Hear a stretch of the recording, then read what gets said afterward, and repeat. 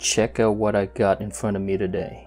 It's the Xbox 20th anniversary Hyperkin Duke controller. I really love the original Duke controller on the OG Xbox. It was really great for Halo and first-person shooters. In 2018, it won the Best Gaming Controller Award from Windows Central. Here we are, limited edition. Check that out, celebrating 20 years of Xbox. Alright, here we go. Here we go. Okay, that was kind of anticlimactic.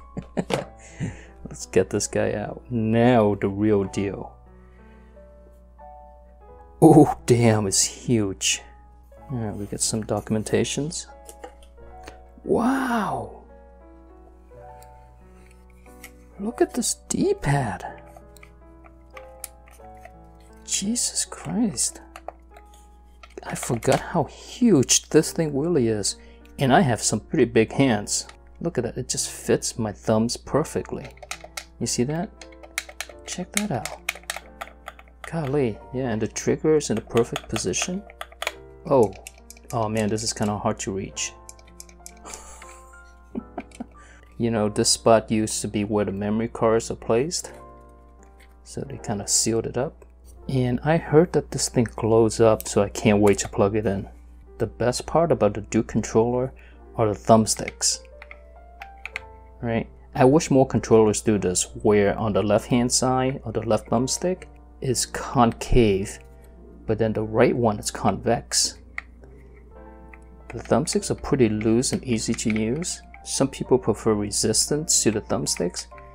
I don't know about that. I prefer my left thumbstick to be loose because I'm constantly moving, so I don't want it to be too resistive.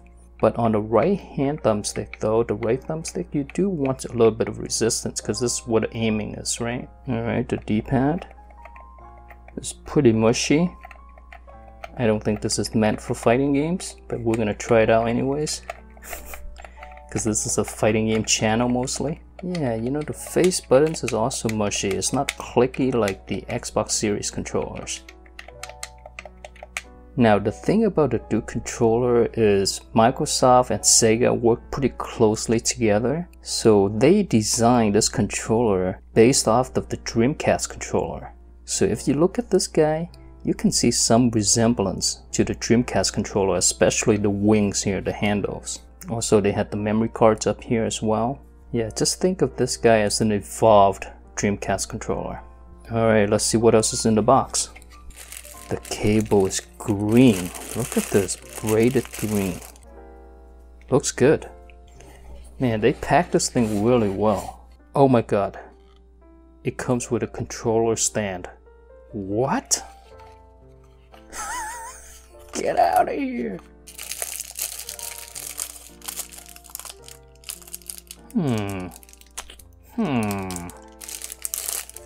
Is this supposed to be torn like that already?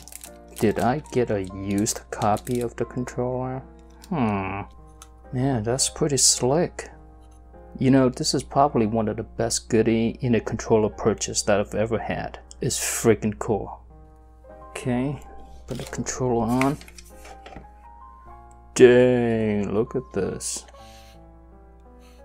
Okay, what do you say we plug this bad boy in and take it for a test drive? No way.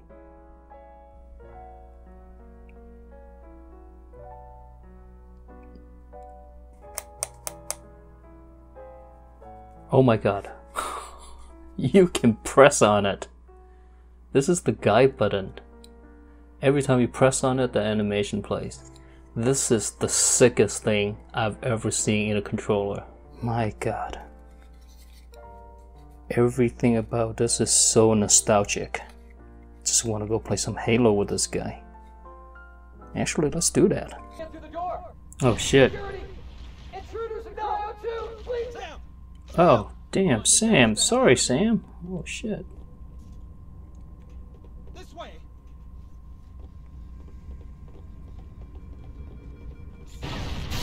Man, I remember playing this game when I first got the original Xbox. Me and my friends would, instead of doing homework, we would play this game multiplayer. Golly, split screen 4-player on a tiny 12-inch screen TV. Good times. Report. It must have been one of their boarding parties. I'd guess an antimatter charge. Ma'am, fire control for the main cannon is offline. And fire control for the main cannon is offline. Oh shit. Did he just float there for a second?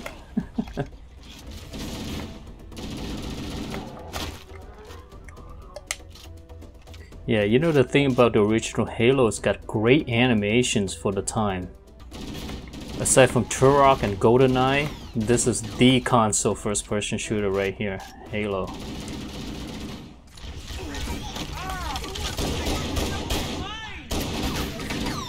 Yeah, and I really like the commentary by the soldiers too. It just makes it feel like you're not alone, you know? Where'd the other one go? There you go. Don't hide from me. Don't hide from me. Where you go? Where you go? Dude, he disappeared. There's one last lifeboat. Quickly, get aboard before it launches. Okay, okay, let's go.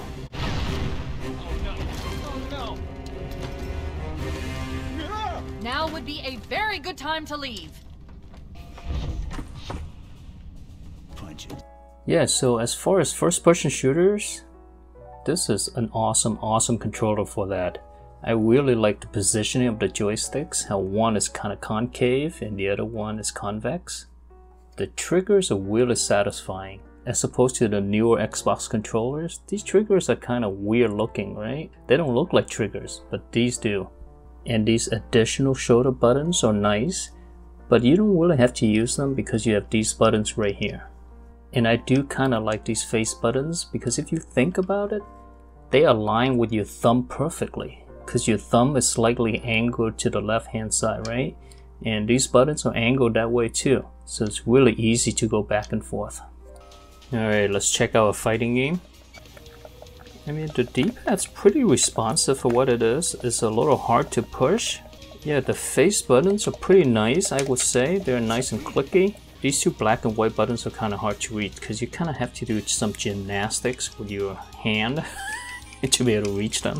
And I have really long fingers too. Wow, okay. Surprisingly, I'm able to do all of the combos that I'm used to. Wow, diagonals are pretty good. That's kind of impressive.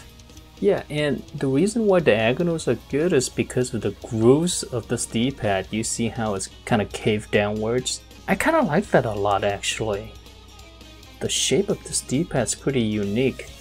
Motion input. Okay. Oh wow. Not bad. This D-pad is surprisingly serviceable. It's not the best D-pad out there, but it works. It's responsive and diagonals work really well. Circular motions, they're a little sticky. This is the kind of plastic that can attract moisture, I guess. Also, the resistance on this is pretty high, so it's pretty hard to press. So circular motions gonna take some getting used to. You gotta do it really hard. But if you're able to get used to it, it actually works. Which I did not expect. The only concern I have when it comes to fighting games with this controller are the two shoulder buttons. So to go from the trigger to the shoulder button, it's a long way to go, so you're gonna be pretty slow. Alternatively, you can use these buttons, but that means you're gonna have to move your whole hand really to reach it. I'm glad they're here and you can do it, but it's gonna take a lot of getting used to. I wish these were a little bit bigger though, or they run all the way down here. Right, that would be a lot easier. And did I mention that this thing is gigantic? You have to have big adult hands to use these controllers. So if you're a kid or you have smaller hands, please, please, please do not try this controller. It's gonna crush your hands. Alright, that's it for me. Hopefully you enjoyed the video. If you did, give it a like, subscribe for more, and take care now.